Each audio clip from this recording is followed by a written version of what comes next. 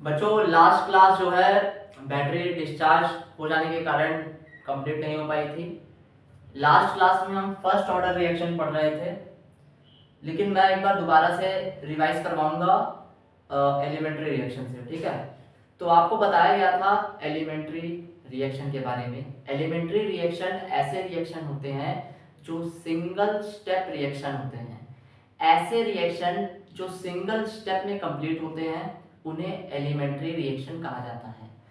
अब आपको इसका यूज कैसे होगा, आपको क्वेश्चन में बोल देगा कि जो रिएक्शन आपको दी गई है वो एलिमेंट्री रिएक्शन है।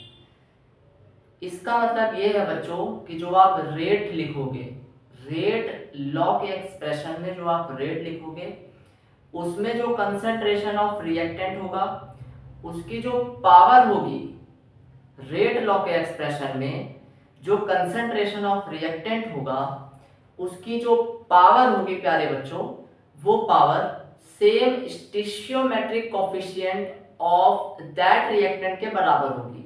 यानी यहाँ पे जो x होगा वो बराबर होगा m1 के और जो y होगा वो होगा बराबर m2 के। एलिमेंट्री रिएक्शन दिया ही इसीलिए जाता है ताकि आप रेट लॉ का जो एक्सप्रेशन है उसको डायरेक्टली लिख सको कि R बराबर होगा k a की पावर m1 और b की पावर m2, यानी कि x और y बराबर होगा m1 m2 के। इसके बाद प्यारे बच्चों आता है कॉम्प्लेक्स रिएक्शन। कॉम्प्लेक्स रिएक्शन ऐसे रिएक्शन होते हैं जो सिंगल स्टेप में नहीं बल्कि मल्टी स्टेप में कंप्लीट होते हैं। ऐसे रिएक्शन जो मल्टी स्टेप में कंप्लीट होते हैं उन्हें कहा जाता है कॉम्प्लेक्स रिएक्शन। ऐसे रिएक्शन जो मल्टी स्टेप में कंप्लीट होते हैं प्यारे बच्चों उन्हें कहा जाता है कॉम्प्लेक्स रिएक्शन। इसके बाद आपको दो सवाल करवाए गए थे और वो दो सवाल अपने आप में ही दो कॉन्सेप्ट के बराबर थे, जिसमें पहला सवाल था आपको कंसंट्रेशन दे देगा रिएक्टेंट्स की कंसंट्रेशन दे देगा, आपको रेट दे देगा और आपसे पूछेगा रेट लॉ का एक्सप्रेशन। आपको रिएक्टेंट की कंसंट्रेशन दे देगा, आपको रेट दे देगा और आपसे पूछेगा रेट लॉ का एक्सप्रेशन। तो आपको वो सवाल सॉल्व करके बताया गया था, ठीक है। इसके अलावा दूसरे तरह का जो सवाल बनता है जो अपने आप में एक बहुत प्यारा कॉन्सेप्ट भी है, एक कॉम्प्लेक्स रिएक्शन आपको देगा। एक कॉम्प्लेक्स रिएक्शन आपको दे देगा, उस कॉम्प्लेक्स रिएक्शन के स्टेप्स भी आपको दे देगा और आपको ये भी बता देगा कि कौन सा रिएक्शन फास्ट है और कौन सा रिएक्शन स्लो है। एक कॉम्प्लेक्स रिएक्शन आपको दे देगा, एक कॉम्प्लेक्स रिएक्शन आपको दे देगा, उस कॉम्प्लेक्स रिएक्शन के जो स्टेप्स है प्यारे बच्चों वो भी आपको दे देगा और आपको ये भी बता देगा कि कौन सा स्टेप फास्ट है और कौन सा स्टेप स्लो है। और आपसे पूछेगा कि बताओ रेट लॉ का एक्सप्रेशन लिख के दिखाओ। आपसे रेट लॉ का एक्सप्रेशन पूछ लेगा। अब करते क्या है, जो भी स्टेप स्लो है उस स्टेप पे डायरेक्टली रेट लॉ का एक्सप्रेशन लगा दो। यानी जो स्टेप स्लो होगा उस पे तुम बना दोगे R बराबर के रिएक्टेंट की पावर जो उसकी स्टिशियोमेट्रिक कोफिशिएंट होगी स्लो स्टेप में। स्लो स्टेप को देखकर तुम डायरेक्टली रेट लॉ का एक्सप्रेशन लिख दोगे। कैसे लिखोगे बताया गया था। इसके बाद जो स्लो स्टेप होता है, जो स्लो स्टेप होता है प्यारे बच्चों, उस स्लो स्टेप के रिएक्टेंट की तरफ देखना। जो स्लो स्टेप होता है उस स्लो स्टेप के रिएक्टेंट की तरफ देखना और जो फास्ट स्टेप होता है उस फास्ट स्टेप के प्रोडक्ट की तरफ देखना और ये आइडेंटिफाई करना कि क्या कोई चीज कॉमन है। अगर स्लो स्टेप में रिएक्टेंट की तरफ और फास्ट स्टेप में प्रोडक्ट की तरफ कोई चीज कॉमन होती है तो वो जो चीज कॉमन होती है प्यारे बच्चों उसे कहा जाता है इंटरमीडिएट। वो चीज जो कॉमन होती है उसे कहा जाता है इंटरमीडिएट। अब जो रेट लॉ का एक्सप्रेशन है अगर उसके अंदर इंटरमीडिएट प्रेजेंट होता है तो इंटरमीडिएट को हमें एलिमिनेट करना पड़ता है। अगर रेट लॉ एक्सप्रेशन के अंदर इंटरमीडिएट प्रेजेंट होता है तो हमें उस इंटरमीडिएट को एलिमिनेट करना होता है। और उस इंटरमीडिएट को प्यारे बच्चों एलिमिनेट कैसे किया जाता है, तो फास्ट स्टेप, अब देखो स्लो स्टेप का इस्तेमाल करके तुमने रेड लॉ एक्सप्रेशन को लिख दिया, स्लो स्टेप का इस्तेमाल करके तुमने रेड लॉ के एक्सप्रेशन को लिख दिया। अब जो फास्ट स्टेप है, उस फास्ट स्टेप का इस्तेमाल करना और के इक्विलिब्रियम को कैलकुलेट करना। फास्ट स्टेप का इस्तेमाल करना और के इक्विलिब्रियम को कैलकुलेट करना, फिर के इक्विलिब्रियम से तुम उस इंटरमीडिएट की वैल्यू को फाइंड आउट करना, और उस वैल्यू को रेड लॉ के एक्सप्रेशन में पुट कर देना और इंटरमीडिएट को एलिमिनेट कर देना, और जो आंसर आएगा वो होगा आपका रेड लॉ का एक्सप्रेशन। और रेड लॉ का एक्सप्रेशन मिल जाए तो तुम ऑर्डर ऑफ रिएक्शन भी निकाल सकते हो। इसके बाद प्यारे बच्चों आपको बताया गया था molecularity. What is molecularity? The total number of reacting species takes part in chemical reaction is called molecularity of that reaction. What is molecularity प्यारे बच्चों? Molecularity is the total number of reacting species takes part in chemical reaction is called molecularity of that reaction.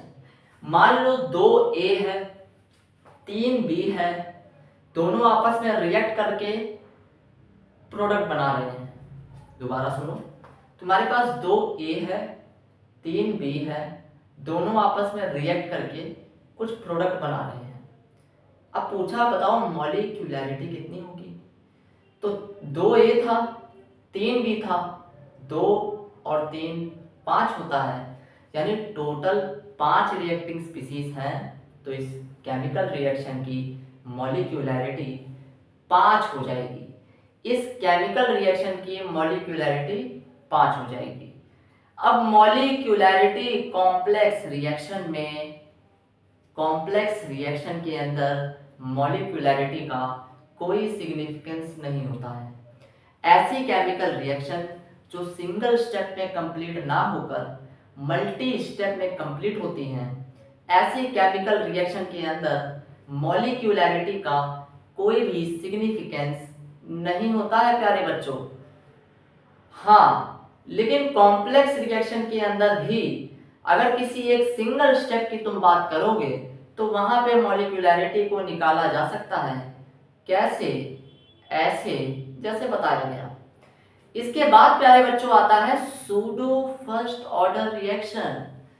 Pseudo first order reaction ऐसी chemical reaction जिसके अंदर order तो 1 होता है but मॉलिक्यूलैरिटी 1 से ज्यादा होती है।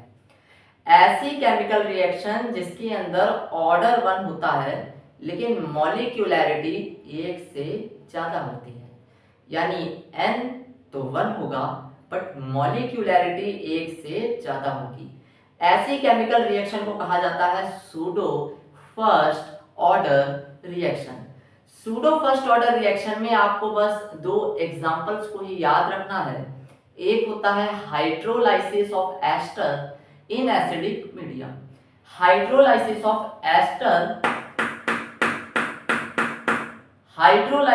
Ester in acidic medium. और दूसरा होता है inversion of cane sugar. Pseudo first order reaction ऐसे केमिकल रिएक्शन होते हैं जिनके अंदर ऑर्डर तो 1 होता है बट मॉलिक्यूलैरिटी 1 से ज्यादा होती है। डायरेक्ट सवाल आता है कि नीचे दिए गए ऑप्शंस में से कौन सा option pseudo first order reaction का है? लिखा होगा option A inversion of cane sugar in basic medium, दूसरा hydrolysis of ester in basic medium, तीसरा इन्वर्जन ऑफ केन शुगर। तो इसका आंसर क्या जाएगा? इसका आंसर जाएगा third, inversion of cane sugar.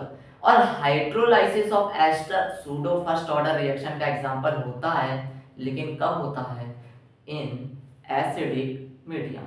तो hydrolysis of ester in acidic medium and inversion of cane sugar are the examples of pseudo first order reaction। इसके बाद प्यारे बच्चों बात आती है जीरो ऑर्डर रिएक्शन की। तो जीरो ऑर्डर रिएक्शन ऐसे रिएक्शन होती है जिसके अंदर जो ऑर्डर होता है वो जीरो होता है। इसमें रेड लॉ का एक्सप्रेशन होता है R बराबर के ए की पावर जीरो। किसी टी टाइम के ऊपर अगर मैं पूछूं कि किसी टी टाइम पे कितना रिएक्टेंट बचा हुआ होगा, किसी टी टाइम पे कितना रिएक्टेंट बचा हुआ होगा, तो तुम कहोगे ए टी बराबर ए नॉट माइनस के टी। ए टी बराबर ए नॉट माइनस के टी। ए टी बराबर ए नॉट माइनस के टी। किसी टी टाइम के ऊपर जो रिएक्टेंट की कंसंट्रेशन बची हुई होती है उसे कहा जाता है एटी, और जो शुरुआत में तुम कंसंट्रेशन लेते हो उसे कहा जाता है ए नॉट। के होता है रेट कांस्टेंट और टी होता है वो टाइम जब तुम ये सारी चीजें देख रहे हो। इसके बाद जीरो ऑर्डर रिएक्शन में बात आती है हाफ लाइफ की। जीरो ऑर्डर रिएक्शन में बात आती है बच्चों हाफ लाइफ की। तो जीरो ऑर्डर रिएक्शन में हाफ लाइफ का फॉर्मूला होता है a अपॉन टू के। a अपॉन टू के। जीरो ऑर्डर रिएक्शन में हाफ लाइफ का फॉर्मूला होता है a अपॉन टू के, जहां पे a होता है इनिशियल कंसंट्रेशन और k होता है रेट कांस्टेंट। a होता है इनिशियल कंसंट्रेशन और k होता है रेट कांस्टेंट। और बहुत ही प्यारा एक यहाँ ऑब्जर्वेशन है कि जीरो ऑर्डर रिएक्शन में जो हाफ लाइफ है वो इनिशियल कंसंट्रेशन ऑफ रिएक्टेंट के ऊपर डिपेंड करती है। जीरो ऑर्डर रिएक्शन में जो हाफ लाइफ होती है प्यारे बच्चों वो इनिशियल कंसंट्रेशन ऑफ रिएक्टेंट पर डिपेंड करती है। इसके बाद आपको कुछ ग्राफ पढ़ाए गए थे जीरो ऑर्डर में, इसके बाद 2-3 सवाल करवाए गए थे, और अब उसके बाद बात आती है first order reaction.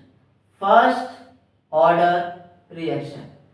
First order reaction ऐसी रिएक्शन होती हैं जिसके अंदर ऑर्डर 1 होता है।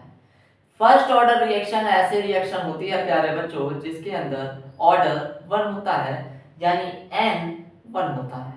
मान लो A से कुछ प्रोडक्ट बन रहा है, A से कुछ प्रोडक्ट बन रहा है। किसी t जीरो टाइम पे तुम्हारे पास जो A है वो है स्मॉल a। किसी जब रिएक्शन की शुरुआत हुई यानी जब टाइम t इक्वल्स टू 0 था, यानी जब रिएक्शन की शुरुआत ही हुई थी, उस वक्त जो तुम्हारे पास रिएक्टेंट है वो कितना है a, और प्रोडक्ट तो ऑब्वियस सी बात है 0 ही रहा होगा। जब टाइम t बीत गया, जब टाइम t बीत गया उस वक्त तुम्हारे पास रिएक्टेंट में से कुछ x चला गया और कुछ x प्रोडक्ट बन गया। टी टाइम बीतने के बाद तुम्हारे पास रिएक्टेंट में से कुछ x चला गया, तुम्हारे पास रिएक्टेंट में से कुछ x चला गया और तुम्हारे पास कुछ प्रोडक्ट बना x। अब फर्स्ट ऑर्डर रिएक्शन में जो रेट होता है वो प्रोपोर्शनल होता है a की पावर 1। प्रोपोर्शनैलिटी का साइन हटता है तो एक कांस्टेंट आता है r is equals to k a की power 1। r is equals to k a की पावर 1। ये है रेट लॉ का expression in first order reaction. r is equals to k a की power 1। r is equals to k a की power 1। r is equals to k a की power 1। अब rate को लिखा जाता है minus D upon D T. देखो अब डिटेल में बार बार एक ही चीज को डिटेल में नहीं बताऊंगा मैं, ये बात तुम्हें पहली क्लास में ही बताई गई थी और 80 पॉइंट भी यही था कि रेट को कैसे लिखा जाता है। तो रेट को लिखा मैंने minus D upon D T बराबर के ए की पावर 1। ए को यहां भेजा है और डी टी को उस तरफ भेजा है।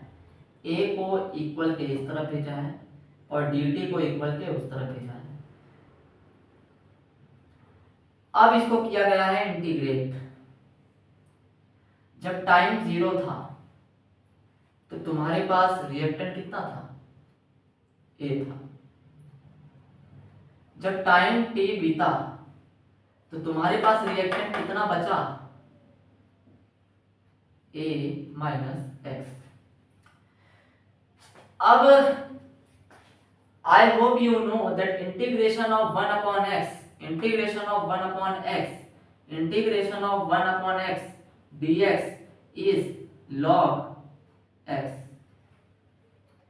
Integration 1 upon x dx, integration 1 upon x dx is log x. I hope you know.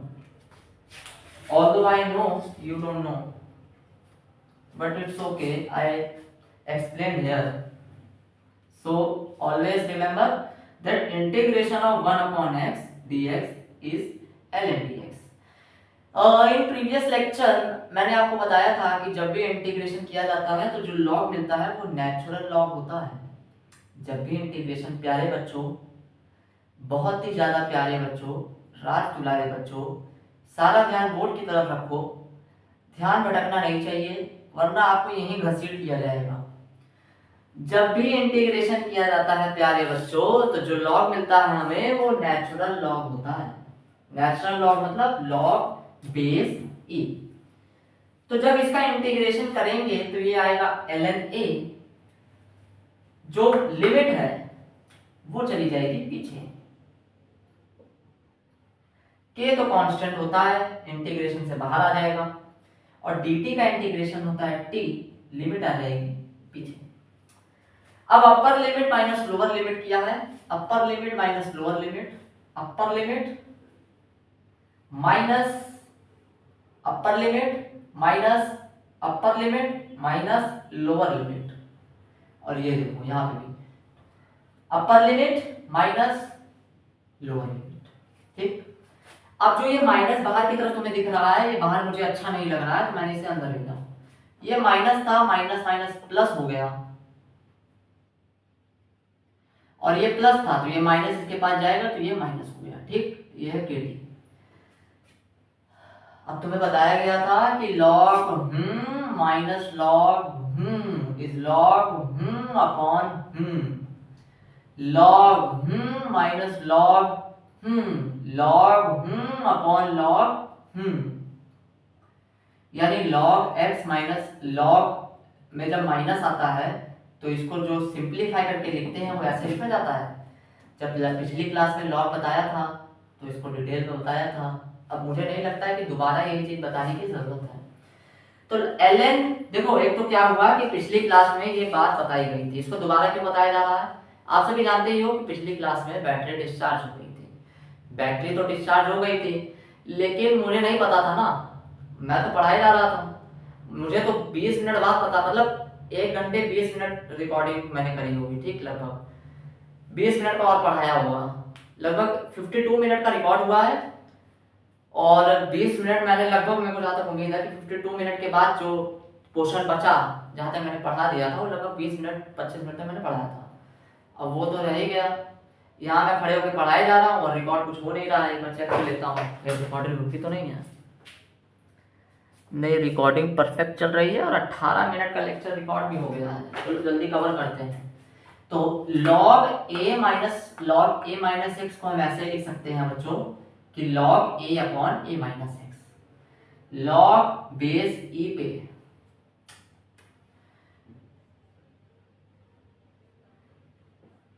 log base e का कोई फायदा नहीं होता है, क्योंकि log बेस e पे हमें वैल्यूज पता नहीं होती हैं। log बेस e पे हमें वैल्यूज पता नहीं होती है, हमें पता होती है log बेस 10 पे हमें जो वैल्यूज हैं वो पता होती हैं। आपको बताया था ना 0.30, 0.48, 0.60, 0.70, 0.78, 0.85, 0.90, 0.951। तो log बेस e पे हमें वैल्यूज पता नहीं होती है, तो log बेस e को log बेस 10 में बदलने के लिए 2.303 से मल्टीप्लाई किया जाता है। 2.303 से मल्टीप्लाई किया जाता है log बेस e को। नेचुरल लॉग को log बेस 10 में बदलने के लिए 2.303 से मल्टीप्लाई किया जाता है।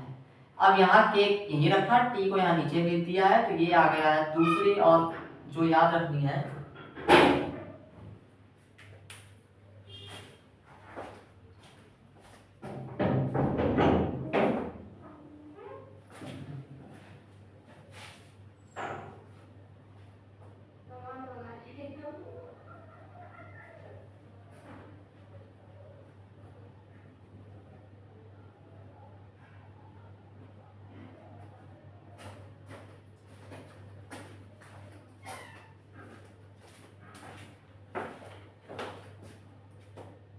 सॉरी बच्चों, तो फर्स्ट ऑर्डर रिएक्शन में जो आपको दूसरी बात याद रखनी है वो है K is to 2.303 upon T A upon A minus x.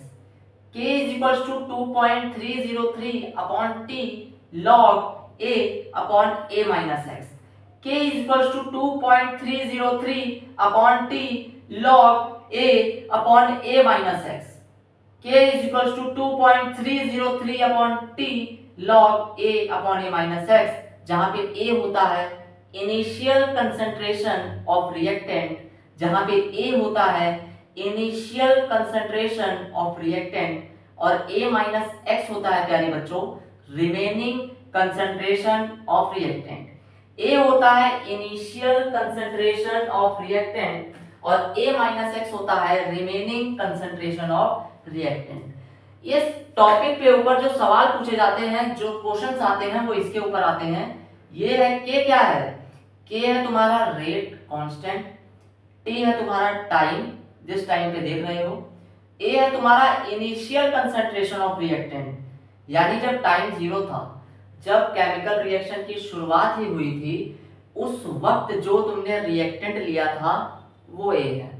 और जब टाइम टी बीत गया तो टी टाइम बीतने के बाद जो रिएक्टेंट बचा हुआ होता है रिमेनिंग कंसंट्रेशन ऑफ रिएक्टेंट, जो रिएक्टेंट बचा हुआ होता है उसे कहा जाता है A minus x.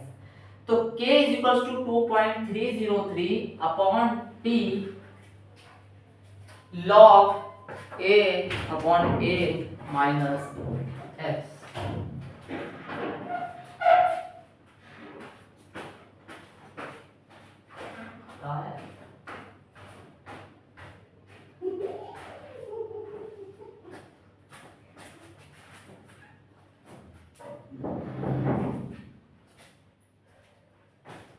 log A upon A minus x, ये वाली बात क्लियर रखना। ज्यादातर डाउट्स आई एम सॉरी मेरे कुछ फैमिली मेंबर्स थे, तो ये वाली बात क्लियर रखना बच्चों कि जो A होता है वो होता है इनिशियल कंसंट्रेशन ऑफ रिएक्टेंट और जो A माइनस एक्स होता है वो होता है तुम्हारा रिमेनिंग कंसंट्रेशन ऑफ रिएक्टेंट। ठीक है, अच्छा क्या याद रखना है इस टॉपिक में बताऊंगा, ठीक, लास्ट में एक ही साथ लिखवा दूंगा कि what you have to learn in zero order kinetics and what you must learn in first order kinetics. अभी तो बस देखते जाओ खोते जाओ इसमें।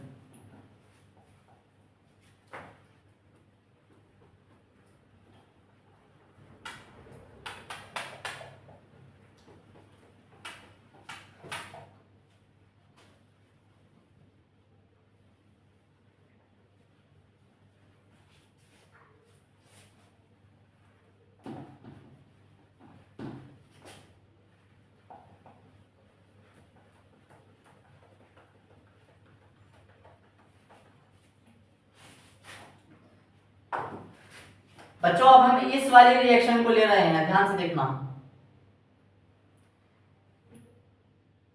यहां पे जो माइनस है इसको इक्वल के उधर भेज दो।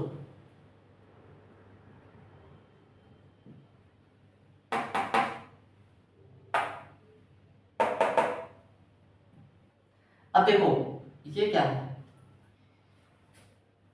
टी टाइम बीतने के बाद रिएक्टेंट जितना बचा है वो है ये A माइनस एक्स। क्या इसी को एटी भी कहा जाता है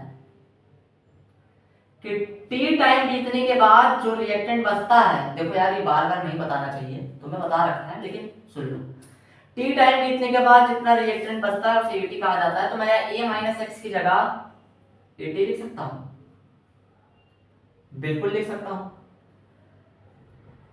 ए क्या है, इनिशियल कंसंट्रेशन है रिएक्टेंट की, ए को ही A0 भी कहा जाता है,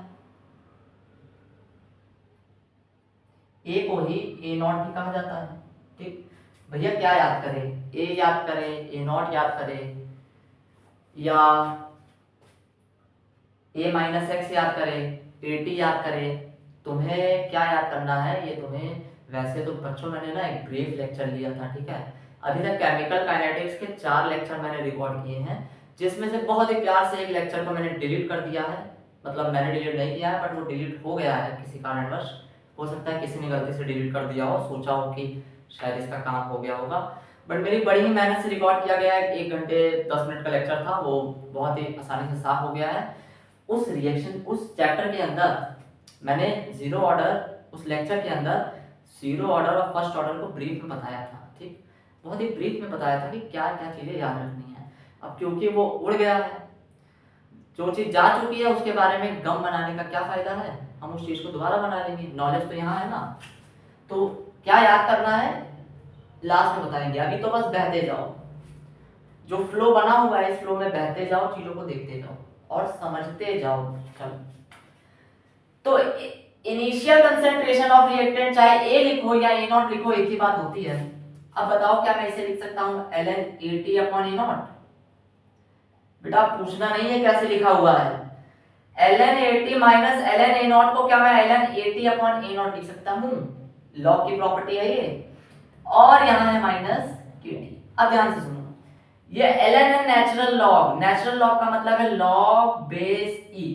अब जब ये लॉग इक्वल के उधर जाता है ना प्यारे बच्चों, तो देखो ये कैसा दिखता है। यहां होगा AT अपॉन में ए नॉट, और ये लॉग बेस e जब वहां जाएगा तो ये बड़ा ही बन जाएगा, और जो यहां लिखा है ये इसकी पावर में चला जाएगा। तो ये देखो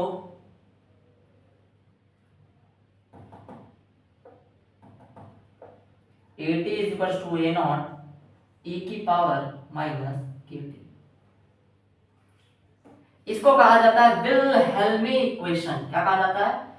विल्हेल्मी इक्वेशन। इसको कहा जाता है प्यारे बच्चों Wilhelmy equation. Wilhelmy equation of first order reaction. ठीक, Wilhelmy equation of first order reaction. आगे बढ़ो। क्लास 11th में तुमने एक चीज पढ़ी थी, बहुत ही प्यार से पढ़ी थी, लेकिन तुम्हें समझ नहीं आई थी, ना तुम्हारे पल्ले पड़ी थी। वो थी degree of dissociation. Degree of dissociation होता है dissociated mole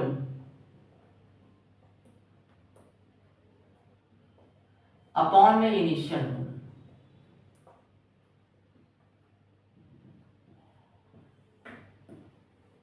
degree of dissociation यानी कि अल्फा।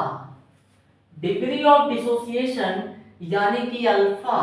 अल्फा होता है डिसोसिएटेड मोल अपॉन में इनिशियल मोल। देखो डिसोसिएटेड मोल होता है कितना टूटा। डिसोसिएटेड मोल क्या होता है?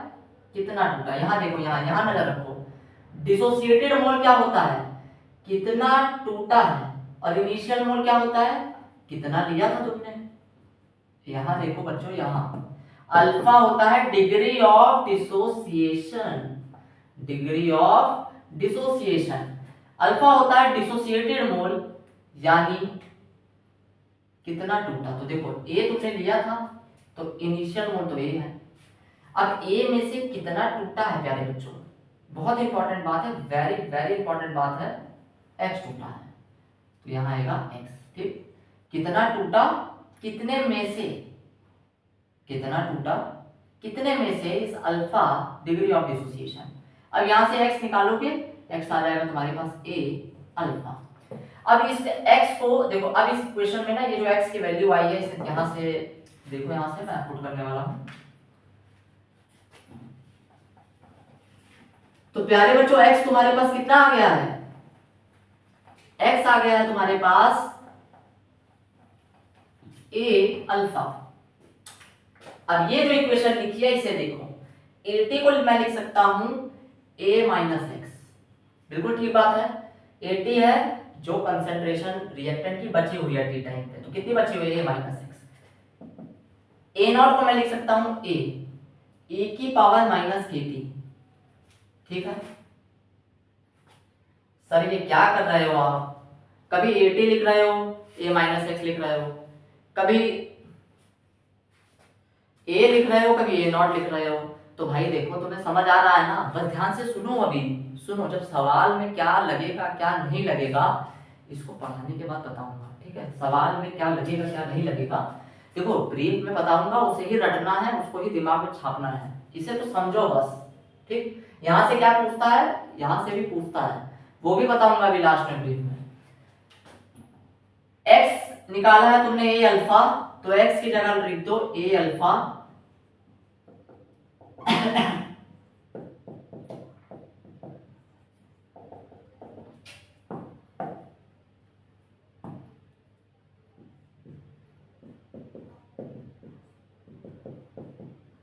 तो एक इक्वेशन ये आती है फर्स्ट ऑर्डर में, 1 minus alpha is equal to E की पावर माइनस के T. 1 minus alpha is equal to E की पावर माइनस के T. 1 minus alpha is equal to E की पावर। अब जो ये इक्वेशन आई है और जो ये इक्वेशन आई है,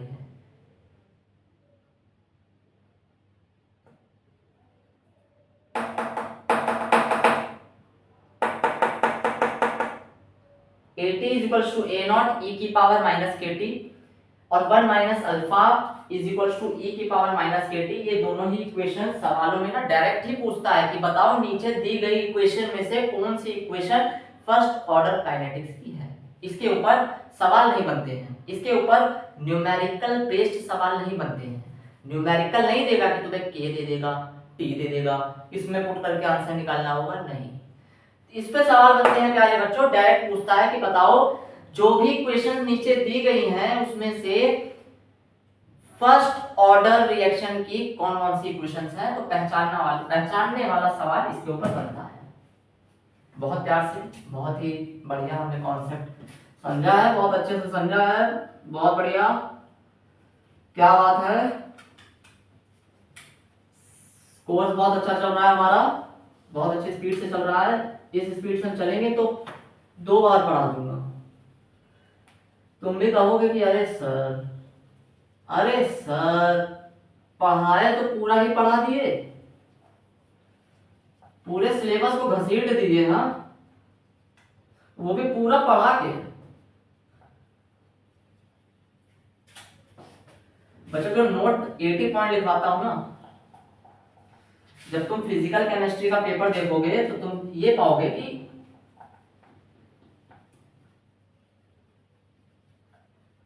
80% पेपर तुम्हारा 80 पॉइंट्स से होगा। आधे बच्चे तो वही पढ़ के चले जाते हैं और निकल जाते हैं।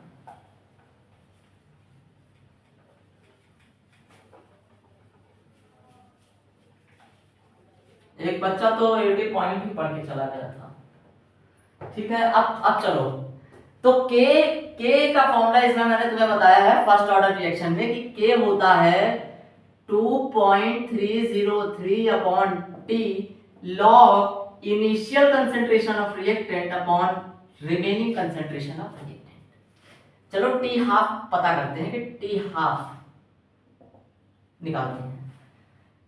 तो तुम्हें बताया था कि टी हाफ वो टाइम होता है जब रिमेनिंग कंसेंट्रेशन इनिशियल की आधी हो जाती है। ठीक बात है, वो टाइम जब रिएक्टेंट घट के आधा बचता है, बचा हुआ है ना, वो टाइम देखो, जब टाइम 0 था तो तुम्हारे पास रिएक्टेंट ए था। जब टाइम टी हाफ हुआ, यानी जब हाफ लाइफ बीती, तो जो रिएक्टेंट तुम्हारे पास बचा है वो कितना बचा है, A/2। कितना बचा है, A/2। पुट दिस हियर, इसको यहां पुट करो, तो के है। बच्चों राइटिंग थोड़ी खराब है, राइटिंग मेरी थोड़ी खराब है, बट नॉलेज की जो क्वालिटी है ना वो नीड फॉर दो। के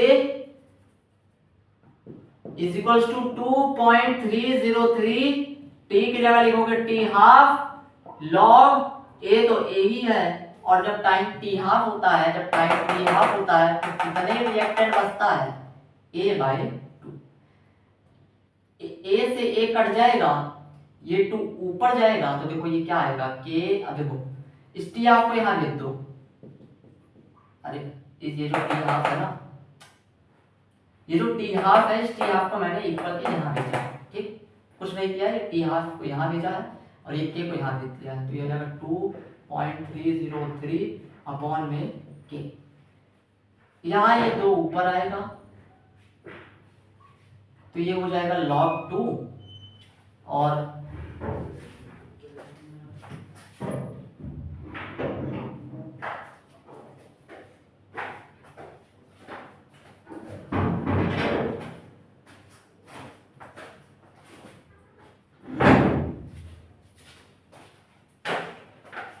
तो ये दो दो ऊपर जाएगा, यह आ जाएगा log 2 और यहां आ जाएगा प्यारे बच्चों 2.303 इंटू log 2 होता है 0.30 अपॉन के। जब इसको तुम सॉल्व करोगे तो ये आ जाएगा 0.693 अपॉन में के। 0. वेरी, मैं तो कहता हूं यही लड़ के चले जाता हूं, इससे ही एक सवाल आ जाएगा। फर्स्ट ऑर्डर रिएक्शन में टी हाफ का फॉर्मूला होता है 0.693 अपॉन में के। फर्स्ट ऑर्डर रिएक्शन में टी हाफ का फॉर्मूला होता है 0.693 अपॉन में के। फर्स्ट ऑर्डर रिएक्शन में टी हाफ का फॉर्मूला होता है 0.693 अपॉन में के।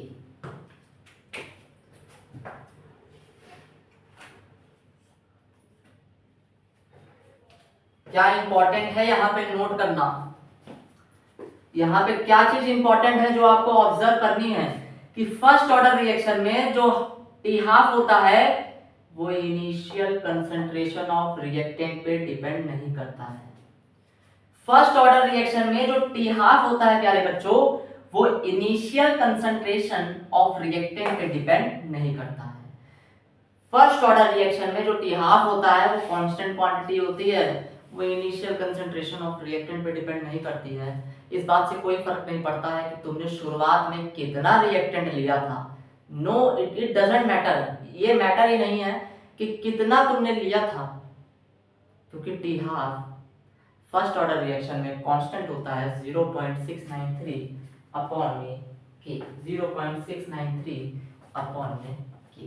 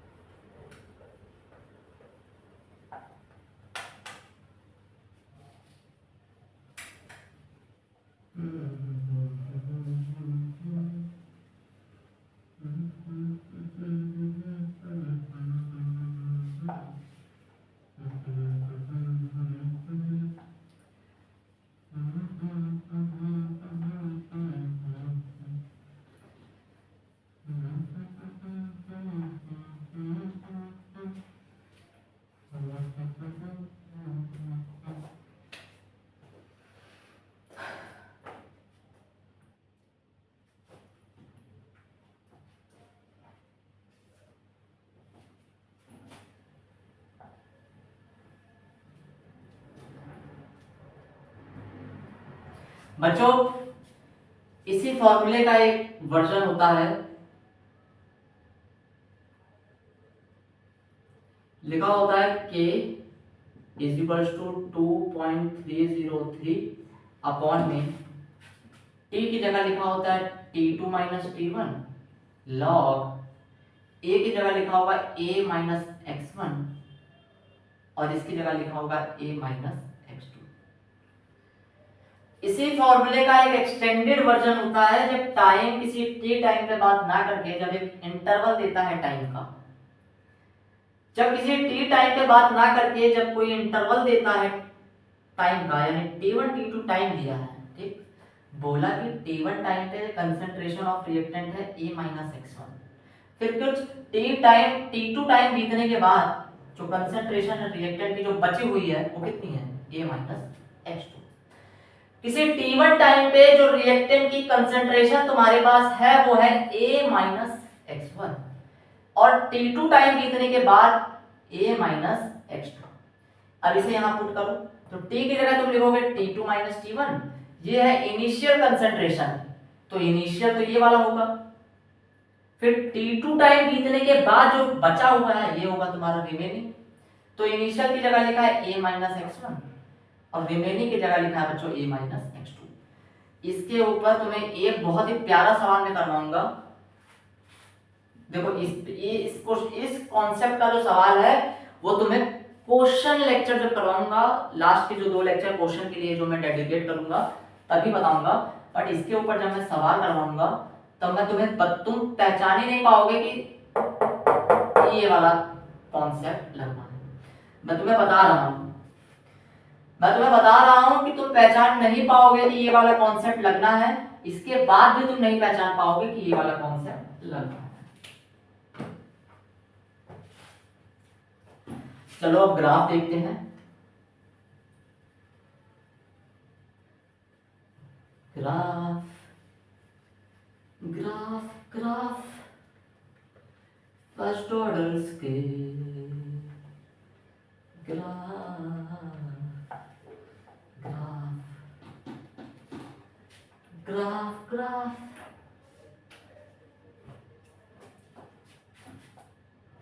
सबसे पहली बात फर्स्ट ऑर्डर में बताई कि रेट होता है r equals to k a की पावर 1। रेट होता है r equals to k a की पावर 1। ये है रेट लॉ का एक्सप्रेशन फर्स्ट ऑर्डर रिएक्शन में, जिसका ऑर्डर 1 होता है, n1 होता है, n1 होता है। दूसरी बात तुम्हें बताई बच्चों कि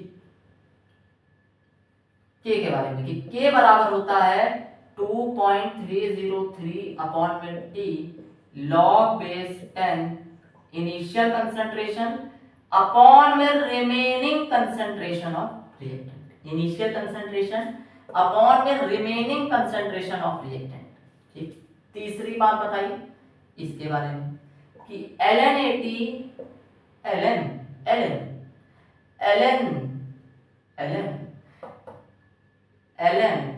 80 is equals to ln a naught minus kt। तो सबसे पहले ये बात है कि r इक्वल्स टू के a की पावर 1। फिर k बताया था कि k होता है 2.303 अपॉन में t log base 10 a upon में e माइनस x। फिर a बताया था कि ln 80 equals to ln a naught minus kt। फिर यहाँ से दो बातें और बताई थी कि भाई 80 equals to a naught e की पावर माइनस kt और 1 minus alpha is equals to e की पावर माइनस kt। ठीक। इसके बाद तुम्हें बताया, चौथी बात तुम्हें बच्चों बताया, half life of first order reaction. Half life of first order reaction प्यारे बच्चों बताओ क्या है, बताओ। फर्स्ट ऑर्डर रिएक्शन में हाफ लाइफ का फॉर्मूला क्या होता है?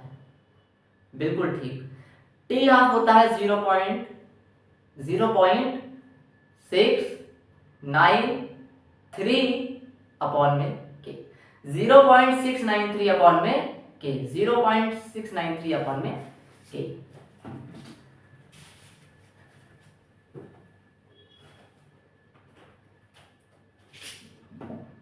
टी हाफ का फॉर्मूला होता है 0.693 अपॉन में के। फर्स्ट ऑर्डर रिएक्शन में जो टी हाफ होता है वो इनिशियल कंसंट्रेशन ऑफ रिएक्टेंट पे डिपेंड नहीं करता है। फर्स्ट ऑर्डर रिएक्शन में जो टी हाफ होता है वो इनिशियल कंसंट्रेशन ऑफ रिएक्टेंट पे डिपेंड नहीं करता है। ठीक है, चलो ग्राफ पढ़ते हैं। सबसे पहला ग्राफ बनेगा प्यारे बच्चों इसका, बना देते हैं, क्या दिक्कत है लोग। ग्राफ, पहला ग्राफ देखो, जगह कम है, जब कहूंगा pause the video, note it down, video रोक के ग्राफ बना लेना, बस ग्राफ बना लेना। ठीक, सबसे पहला बनेगा rate versus concentration of reactant. Rate versus concentration of reactant, तो कंपेयर कर दो ना, बताया था y is equals to mx, y is equals to mx। देखो स्ट्रेट लाइन का मैंने इक्वेशन बताई थी,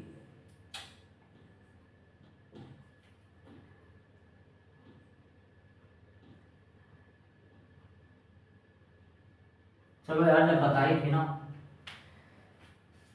जब बताई थी तो तुम पढ़ गया हो यार, ऐसे मजा नहीं आएगा। ठीक है, मैं बार बार एक ही चीज थोड़ी बताऊंगा, बार बार बताऊं, बट यार देखो हर लेक्चर में एक बात को दो दो तीन तीन बार बोलता हूं, और इसके बाद भी अगर अगले लेक्चर में उस वाले कॉन्सेप्ट मुझे दोबारा बताना पड़े तब तो बेकार है भाई, पढ़ना भी और पढ़ाना भी।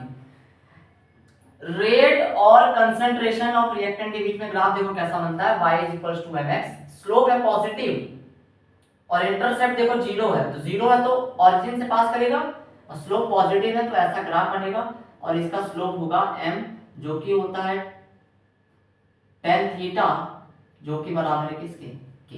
ठीक, पहला ग्राफ। दूसरा ग्राफ देखो, दूसरा ग्राफ बच्चों बनता है t versus log a upon a minus x, t versus log a upon a minus x। Compare करना है t versus log a upon a minus एक। देखो तो इसको यहाँ हटाओ, यहाँ t लिखो, यहाँ k लिखो, इंटरचेंज कर सकते हैं। अब देखो ये है y, ये है y, ये है m और ये है x। x क्या है? x है ये log base 10 a upon a minus. देखो देख पा रहे हो ये y is equals to mx, y बराबर mx। तो y ये है, x ये है, इंटरसेप्ट 0 है, ओरिजिन से पास करेगा, स्लोप पॉजिटिव है, ऐसा जाएगा, इसका स्लोप होगा 2.303 अपॉन में k, 2.303 अपॉन में k। इस लाइन का क्या होगा? स्लोप होगा। तीसरा यहां आ जाओ,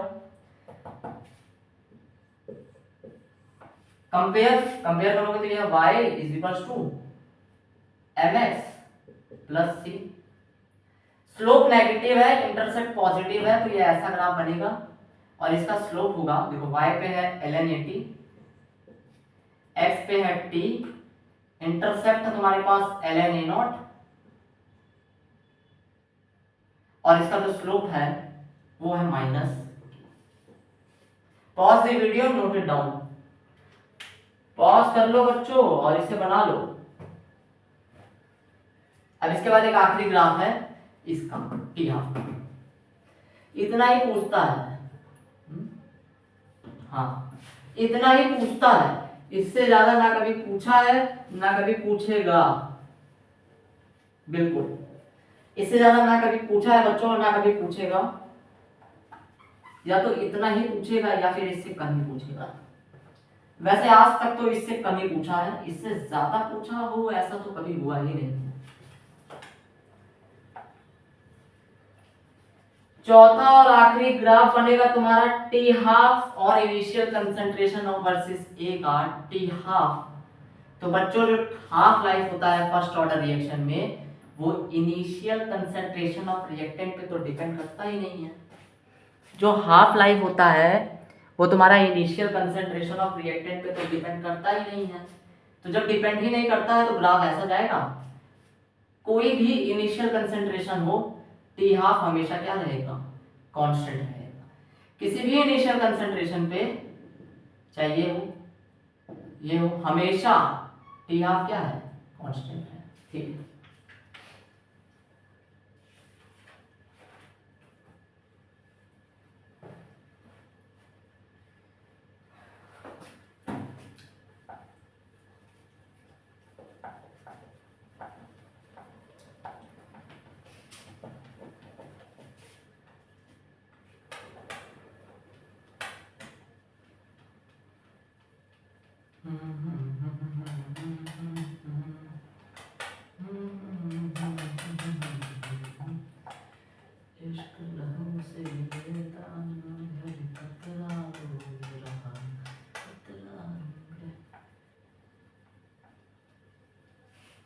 बच्चों आतंक आपने सुना होगा कि जम्मू कश्मीर के पहलगाम में एक बहुत ही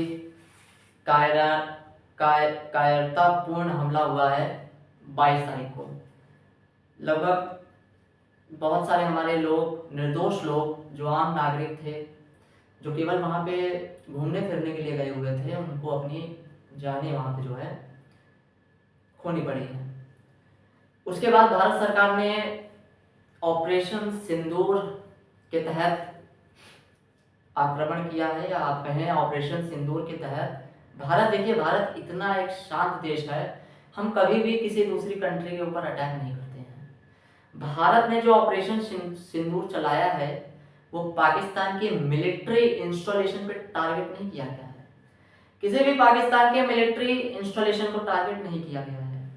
दूसरी बात, पाकिस्तान के गवर्नमेंट के किसी बिल्डिंग या गवर्नमेंट को भी टारगेट नहीं किया गया है। तीसरी बात, पाकिस्तानी सिविलियंस, ये भी ध्यान रखा गया है कि जो पाकिस्तान की आम जनता है ना, उस तक भी कोई आंच ना पहुंचे। टारगेट हमने सिर्फ किया है तो उन आतंकवादियों को जिन्होंने 22 तारीख को पहलगाम में होने वाली आतंकी घटना के पीछे जिम्मेदार थे। लेकिन जैसा कि कहते हैं कि आटे और गेहूं में क्या अंतर होता है, गेहूं पिस के ही तो आटा बनता है। वही रिलेशन है आतंकवादी और पाकिस्तान के अंदर। हमने एस्केलेशन नहीं की, मेजर्ड ऑपरेशन किया, केवल टेररिस्ट ऑर्गेनाइजेशन को ही टारगेट किया। बट उन्होंने क्या किया, उन्होंने अभी शायद आपने सुना होगा या मीडिया में यही चल ही रहा है कि उन्होंने बीती रात को उन्होंने ड्रोन अटैक किया है। लगभग 400 के आसपास जो टर्की में बने हुए ड्रोन है। देखिए टर्की एक ऐसा ऐसा एहसान फरामोश एक देश है टर्की। जब टर्की में अभी भूकंप आया था, बहुत बड़ा भूकंप आया था, India is one of the first country who जिसने आगे बढ़ के मदद की है। ठीक, बहुत मदद की है। हमारी आर्मी के जितने भी मतलब मैक्सिमम टू मैक्सिमम जितना हम कर सकते थे, आर्मी के जितने भी मेडिकल प्रैक्टिशनर थे वो वहाँ गए। हमारी एनडीआरएफ गई, मलबे से लोगों को निकाला, उनके बच्चों को बचाया। अब वही लोग वो ड्रोन भेज रहे हैं जो हमारे देश के बच्चों को टारगेट कर रहा है। तो टर्की को भी याद रखना चाहिए कि we are not going to forget. हर चीज का हिसाब होता है, ठीक है, हम भी लेंगे और वो भी लेगा। वो भी देख रहा है कि क्या सही है और क्या गलत है। अब रही बात पाकिस्तान ने जो ड्रोन अटैक किया है, तो मैं आपको ये बताना चाहता हूँ कि वो पाकिस्तान की आखिरी गलती है। अब पाकिस्तान के साथ जो होगा ना, वो पूरी दुनिया याद रखेगी। 1971 में पाकिस्तान को तोड़ के एक अलग देश बनाया गया था। But I am very hopeful with my government and with my armed forces. Government doesn't matter which party is ruling India, I am talking about the government of India, जो हमेशा से है। ठीक, कोई भी पार्टी रूल कर रही हो, मुझे अपनी सरकार गवर्नमेंट ऑफ इंडिया पे पूरा भरोसा है कि अब पाकिस्तान ये करने के बाद अब बच नहीं पाएगा। चलो छोड़ो, ठीक है। हम बात कर रहे थे फर्स्ट ऑर्डर रिएक्शन, और बहुत ही प्यार से हमने फर्स्ट ऑर्डर रिएक्शन कंप्लीट कर लिया है। एक क्लैपिंग होनी चाहिए। चलो, इसके बाद बात आती है टी हाफ और टी 3/4 के बीच में रिलेशन। देखो, टी हाफ होता है वो टाइम जब 50% रिएक्शन कंप्लीट हो जाता है, और टी 3/4 होता है वो टाइम जब 75% रिएक्शन कंप्लीट हो जाता है। इसके बीच में रिलेशन होता है प्यारे बच्चों, t 3/4 is equal to 2 times of t half. T 3/4 is equal to 2 times of t half. T half होता है वो टाइम जब 50% रिएक्शन कम, ये फर्स्ट ऑर्डर रिएक्शन की बातें हो रही है। टी हाफ होता है वो टाइम जब 50% रिएक्शन कंप्लीट हो जाता है, और टी 3/4 होता है वो टाइम जब 75% रिएक्शन कंप्लीट हो जाता है। और इनके बीच में रिलेशन होता है कि जो टी 3/4 है वो डबल होता है टी हाफ के।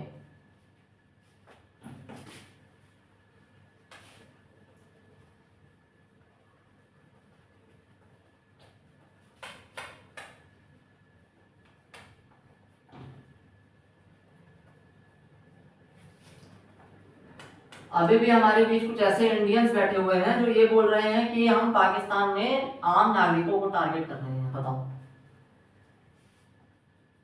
इन्हें कहा जाता है स्नेक, ठीक है, जो सांप होते हैं ना, सांप। इनसे कम जहरीले होंगे जो इस तरह के लोग जो इंडिया के अंदर पल रहे हैं, इनसे कम जहरीले होंगे सांप। अब इसके बाद बच्चों बात आती है first order kinetics in terms of volume. अच्छा, बात आती है कि I am teacher, you are the student and why I am talking about these things with you। बच्चों, जियोपॉलिटिक्स के अंदर चाहे तुम किसी भी फील्ड में हो, लेकिन तुम्हारा जियोपॉलिटिक्स और पॉलिटिक्स के अंदर अवेयर होना बहुत इंपॉर्टेंट है। डजंट मैटर, तुम ये कह के नहीं बच सकते कि आई एम साइंस फील्ड का मैं स्टूडेंट हूँ, मुझे पॉलिटिक्स से क्या मतलब है।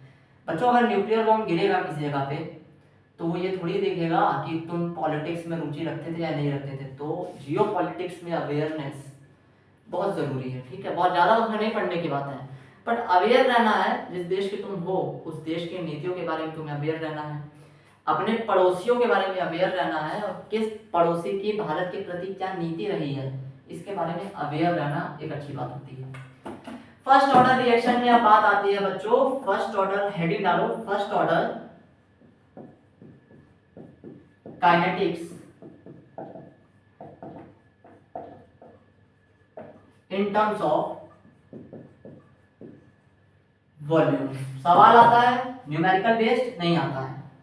आज तक सवाल आया है? नहीं आया है, इक्का दुक्का आया है बहुत पहले। क्यों पढ़ा रहे हो एक बार देख लो, ताकि अगर इन फ्यूचर आ गया तो हो सकता सिर्फ इक्वेशन बेस्ड ही आएगा, ठीक, न्यूमेरिकल बेस्ड नहीं आएगा। इक्वेशन बेस्ड आएगा, उस इक्वेशन को एक बार देख लो। तो तुम्हें बताया गया था ना कि k बराबर होता है 2.303 अपॉन में t log base 10 a upon a minus x। k is equals to 2.303 upon में t log a अपॉन में a माइनस x, ये बताया गया था। बस इसी से छापना है तुम्हें कि k बराबर होगा 1 अपॉन में t ln, देखो यार ये log बेस 10 है, मैं ln लिख रहा हूँ तो इसकी लिखने की जरूरत है नहीं। k होगा 1 अपॉन में t ln v infinity minus v not upon में v इंफिनिटी माइनस में v नॉट अपॉन में initial remaining v infinity minus में v t। यहाँ k पता है तुम्हें, रेट कांस्टेंट, t है टाइम, v इंफिनिटी होता है बच्चों volume of gas at the end of the reaction.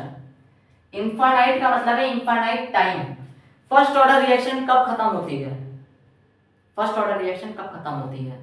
तो कहते हैं कि फर्स्ट ऑर्डर रिएक्शन जब टाइम इनफाइनाइट बीत जाता है ना तब खत्म होती है, यानी खत्म ही नहीं होती है।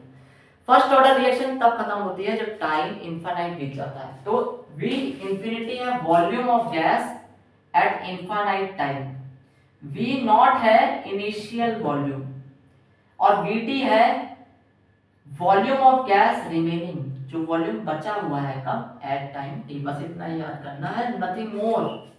You don't have to cook your brain in this, just एक बार इसे देख लो, नोट डाउन कर लो, एक बार देख लेना, ठीक, जब रिवाइज करना।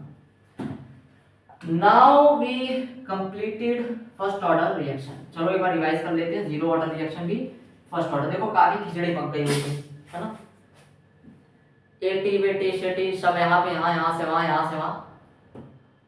चिंता नहीं करने का, आई एम हियर। जब तक मैं यहाँ खड़ा हूँ बच्चों चिंता नहीं करने का, ठीक है। क्या याद करना है तुमको ये भी मैं तुम्हें बता दूंगा। आओ आओ मतलब मैं बैठो कॉपी पेन लेकर लिखवा रहा हूँ।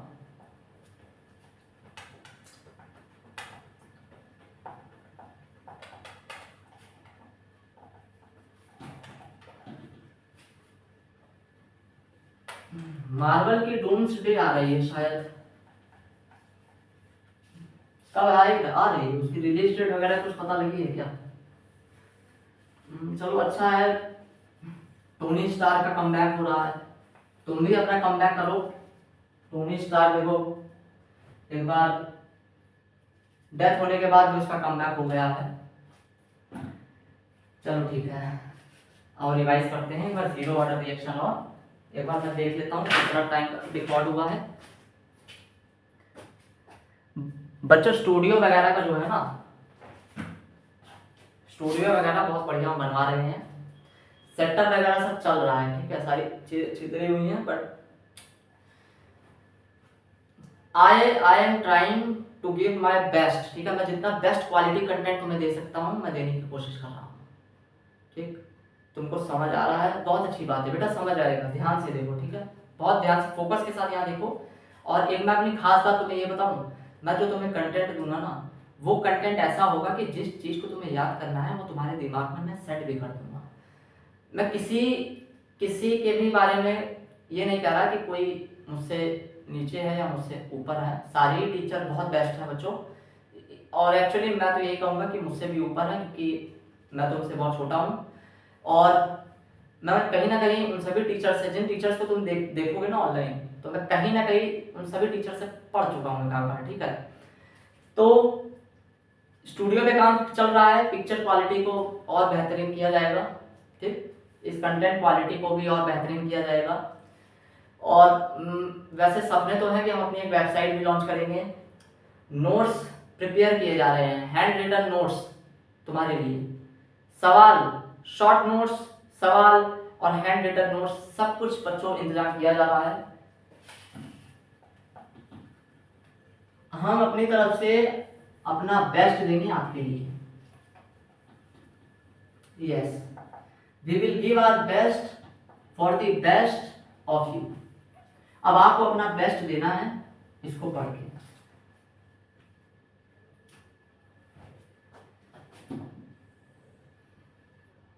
Zero order reaction, first order reaction, बनता दोनों में ही ए से कोई प्रोडक्ट है। यहां पे याद रखना है कि भाई आर बराबर होता है के ए की पावर 0। इसके बाद याद रखना है कि होता है, दूसरी बात याद रखनी है, a t is equal to A naught minus के टी। ठीक, उसके बाद पहले आर इक्वल टू के, ये देखो ये वाली बात सबको याद हो जाती है। ठीक, अब जब तुम याद करोगे ना कि are equal to k a की पावर 0, तो याद रखना इसके बाद ए की बात करेंगे कि a t is equal to A naught minus के टी। तीसरी बात यहाँ याद रखनी है टी हाफ। टी हाफ होता है ए अपॉन में 2k। और एक और बात याद रखना कि भाई किसी टी टाइम बीतने के बाद कितना प्रोडक्ट बनता है, केटी प्रोडक्ट बनता है। ये वाली चीज याद रखो ना रखो, यहां से दिख जाती है कि भाई टी टाइम बीतने के बाद रिएक्टेंट में से कुछ केटी चला जाता है, कहाँ गया, प्रोडक्ट में बदल गया। ठीक, तो केटी प्रोडक्ट बनता है टी टाइम बीतने के बाद। बस इतना ही है zero order reaction. R is equal to k a की power 0, AT is equal to A naught minus के टी। टी हाफ होता है ए अपॉन में 2k, ए अपॉन में 2k, और x होता है x होता है प्यारे बच्चों। फर्स्ट ऑर्डर रिएक्शन में आपको क्या याद रखना है, सबसे पहले भाई कि R is equal to k a की power 1, R is equal to k a की पावर 1। फिर k याद रखना कि k होता है 2.303 अपॉन में T log base 10 initial concentration upon में रिमेनिंग। ठीक, जो बचा हुआ है रिएक्टेंट वो। इसके बाद ये याद रखना, तो बच्चों याद रखना कि फर्स्ट ऑर्डर में ऐसे होता है, देखो यहाँ होता है AT माइनस, यहाँ होता है ln AT माइनस ln AT is equal to ln A naught minus KT। देखो यहाँ ये है ना 1 है ना, 1 है ना, 1 है ना, तो देखो यहाँ 1। ठीक, याद करने का तरीका है, बाकी तुम्हारी मर्जी जैसे याद करना। यहाँ ऐसा कुछ नहीं है ना, तो यहाँ देखो सीधा यहाँ ln AT is equal to ln A naught minus KT। ठीक, फिर यहीं से दो बातें और याद आ जाती हैं कि AT होता है A नॉट e की पावर माइनस KT, और 1 माइनस अल्फा होता है e की पावर माइनस KT। चौथी बात याद रखनी है टी हाफ 0.693 अपॉन में k। सवाल इससे बनेगा और इससे बनेगा और इससे बनेगा। न्यूमेरिकल वाला जो सवाल बनता है, न्यूमेरिकल बेस्ड जो सवाल बनते हैं वो या तो इससे बनेगा या इससे बनेगा या इससे बनेगा। ठीक, और पांचवी बात याद रखनी है कि T3/4 डबल होता है टी हाफ की। T3/4 डबल होता है प्यारे बच्चों किसके, टी हाफ की। T3/4 डबल होता है टी हाफ की।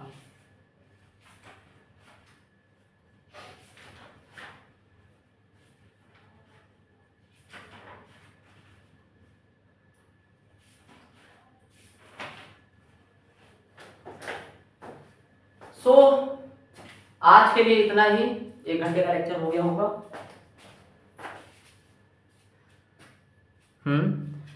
तो आज के लिए बच्चों इतना ही। अगली क्लास में जब तुम आओगे तो ये दोनों ही रटे होने चाहिए। ठीक है, ये वाली स्लाइड ये वाली स्लाइड कर लोगे इतना। बहुत टफ काम नहीं दे रहा हूँ, बस इतना ही कह रहा हूँ कि ये दोनों स्लाइडें लिख लिख के बार बार लिख के याद कर लेना। ठीक है, बहुत इंपॉर्टेंट है बच्चों, बहुत इंपॉर्टेंट। इस चैप्टर से मान लो अगर सवाल आएगा ना, इस चैप्टर से अगर क्वेश्चन बनेगा तो इसी से बनेगा। मान के चलो 100% तो नहीं कहूँगा, बट हाँ 70 से 75% मैं आपको बता रहा हूँ कि अगर सवाल आएगा ना तो इससे ही बनेगा। और बाकी 20 से 25% जब अरेनियस इक्वेशन पढ़ेंगे तो वहां पे एक और इक्वेशन आती है log k2 upon k1 EA upon 2.303 R 1 upon T1 minus 1 upon T2। या तो वह सवाल वहां से बनेगा या सवाल यहाँ से छपा हुआ आएगा। ठीक, चलो और बताओ बच्चों कैसे हो आप लोग। पढ़ाई वगैरह तो बहुत अच्छी चल रही होगी। जो लोग बायो वाले हैं, इस साल तो बच्चों बायो का नीट का पेपर लास्ट ईयर एनटीए वालों ने, देखो एक बात और है, ठीक है, एक मीम चलता है कि पापा पूछते हैं कि कैसा गया पेपर, तो बच्चा कहता है कि लास्ट ईयर स्कैम हो गया है और इस साल पेपर टफ आया है, मतलब हुआ नहीं है सिलेक्शन, मेन बात ये है। तो देखो यार, रियलिटी भी यही है कि इस साल नीट का पेपर बहुत टफ दिया है। बायो बहुत लेंदी दी है, फिजिक्स केमिस्ट्री बहुत लेंदी दी है, और फिजिक्स तो लेंदी और डिफिकल्ट दोनों ही दिया है यार। बायो जो 40 मिनट के अंदर पेपर होना चाहिए, वो बच्चों के 55 मिनट लगे हैं। अब 55 मिनट लगने की वजह से जो नर्वसनेस बच्चों के अंदर आई, उसकी वजह से जो 10 से 15 मिनट बायो का एमसीक्यू भरने में लगना था, वो 15 से 20 मिनट ले गया है। चलो ठीक है, 2 घंटे पे पेपर स्टार्ट हुआ, 2 घंटे 50 मिनट पे पेपर बायो कंप्लीट। बच्चा पहले बायो ही करता है। 2 घंटे 50 मिनट में जब बायो कंप्लीट हुई है, तो 50 मिनट से लेके 3:15 3:20 तक बच्चा ओएमआर ही भरा है, ठीक है, ओएमआर भरा है। अब 3:20 पे केमिस्ट्री स्टार्ट हुई है। केमिस्ट्री भी उतनी ही लेंदी दी है, पढ़ने में टाइम लग रहा है, सॉल्व करने में टाइम लग रहा है। 4:15 4:20 तक केमिस्ट्री हुई है। 4:20 के बाद वो फिजिक्स पे आता है। फिजिक्स पे आता है तो उसके दिमाग का फ्यूज ही उड़ जाता है। कोई फॉर्मूला, डायरेक्ट फॉर्मूला बेस्ड सवाल नहीं है। जेई एडवांस, जेई लेवल से भी 8 से 10 गुना टफ पेपर है, ऐसा कहा जा रहा है। तो यार इतना टफ पेपर बनाया तुमने क्या किया भाई एनटीए वालों? एनटीए तो बोल देता है ना, फिर एनटीए कहता है कि मैं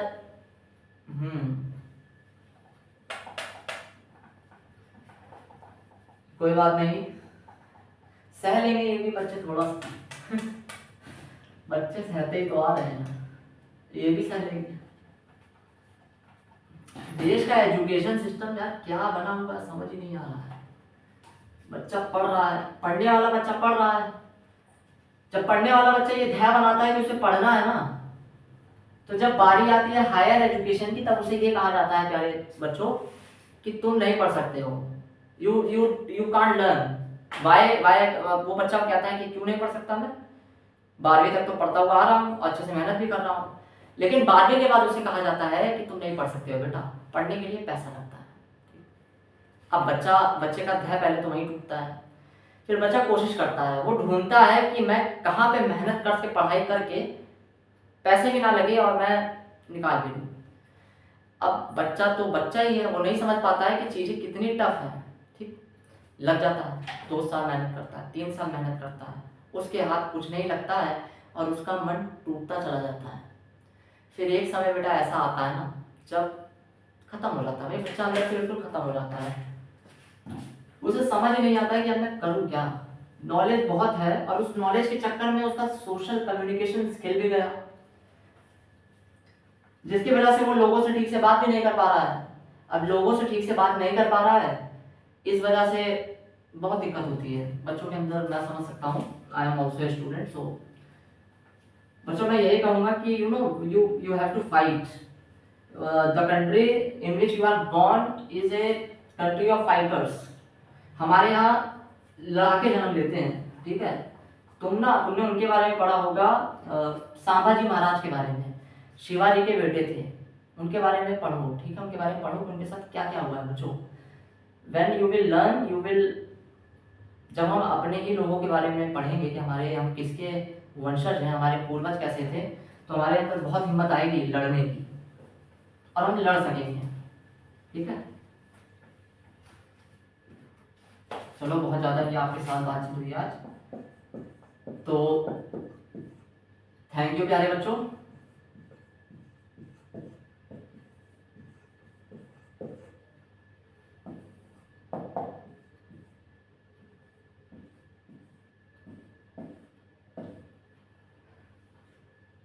इसका नाम रख देते हैं कुछ, ठीक है, इसका नाम है झुनझुन। झुन झुन झुन, इसका नाम है यहाँ से झुनझुन, ठीक है। झुनझुन एक ऐसा बच्चा है जो ज्यादा सोचता नहीं है, बस लगा रहता है, मेहनत करता रहता है, लगा रहता है, अपने आप को खुश रखता है। खुशी मिलती नहीं है, खुश एक मेंटल स्टेट है। अच्छा एक बात आपको बताऊं, बायो भी मैं पढ़ाऊंगा और मैं मैथ भी पढ़ाऊंगा, ठीक है। I am multi talented, multi faceted व्यक्ति। बायो भी पढ़ाऊंगा तुम्हें, मैथ भी पढ़ाऊंगा।